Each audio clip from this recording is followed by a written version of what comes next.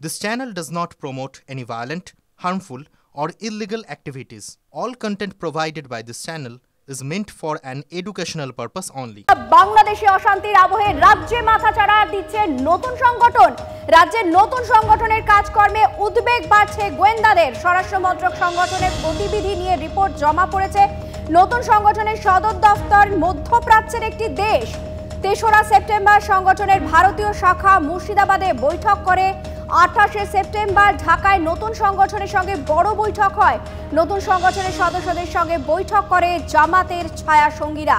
এও জানা যাচ্ছে ২১শে সেপ্টেম্বর লালগোলাতেও একটি বৈঠক হয়। লালগোলার গোপন বৈঠকে অংশ নেয় এসডিপিআই, পিএফআই সহ ৩ সংগঠন। নতুন সংগঠনের কার্যকলাপ বড়সড় দেশ বিরোধী চক্রান্তের দিকে এগোচ্ছে মত গোয়েন্দাদের।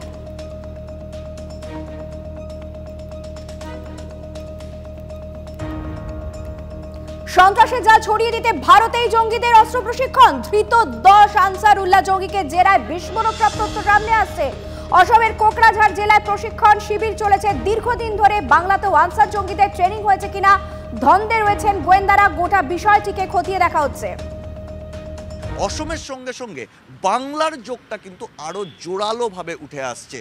তার কারণ এর আগেও আনসারুল্লাহ বাংলা টিমের যে সমস্ত সদস্যরা গ্রেপ্তার হয়েছিল তাদের জেরা করে জানা গিয়েছিল বাংলা থেকে একাধিক সদস্য গিয়ে অসমে তারা অস্ত্র প্রশিক্ষণ দিয়েছে।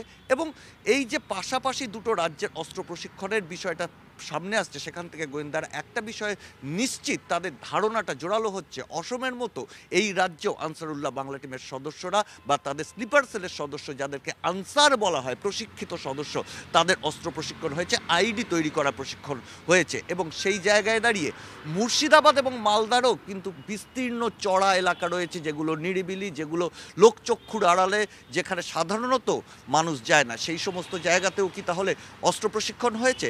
কারণ একাধিক বাংলাদেশি আনসারুল বাংলা টিমের জসিমউদ্দিন রহমানের যারা ঘনিষ্ঠ সেরকম নাম উঠে আসছে। জাকির বলে একজনের নাম উঠে আসছে, আমিনুল ইসলাম বলে একজনের নাম উঠে আসছে, সুলতান বলে একজনের নাম উঠে আসছে, যারা বাংলাদেশ থেকে হ্যান্ডলার হিসেবে এই মডিউলগুলোকে নিয়ন্ত্রণ করছে। এবং সেই মডিউলগুলো কি উদ্দেশ্যে নিয়ন্ত্রণ করা হচ্ছে? বড়সড় নাশকতা ঘটানোর জন্য। এবং সেটা মূলত বাংলা অসম এই চত্বরে সীমান্তবর্তী এলাকায়, এমনটাই গোয়েন্দাদের দাবি। ক্যামেরায় কুনালের সঙ্গে সিজার, TV9 বাংলা। যেভাবে সন্ত্রাসের জাল ছড়িয়ে পড়ছে রাজ্য তথা গোটা দেশ জুড়ে, নিয়ে কি প্রতিক্রিয়া জানাচ্ছেন বিজেপি নেতা সজল ঘোষ, শোনাবো।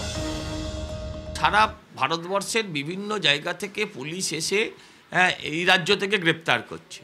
সারা ভারতবর্ষের বিভিন্ন জায়গায় বাংলাদেশি অনুপ্রবেশকারী জঙ্গি তারা গ্রেপ্তার হচ্ছে, কিন্তু যে রাজ্য দিয়ে তারা ঢুকছে সেই রাজ্যটা তাদের জন্য এত নিরাপদ, বাইরের রাজ্যের পুলিশ এসে গ্রেপ্তার না করে নিয়ে গেলে সেই রাজ্যে কিন্তু একটাও গ্রেপ্তার হচ্ছে না। কাশ্মীর পুলিশ এসে ক্যানিং থেকে লোক ধরে নিয়ে যাচ্ছে, কিন্তু বাংলার পুলিশ বাংলা থেকে একজন অপরাধীকেও ধরতে পারছে না।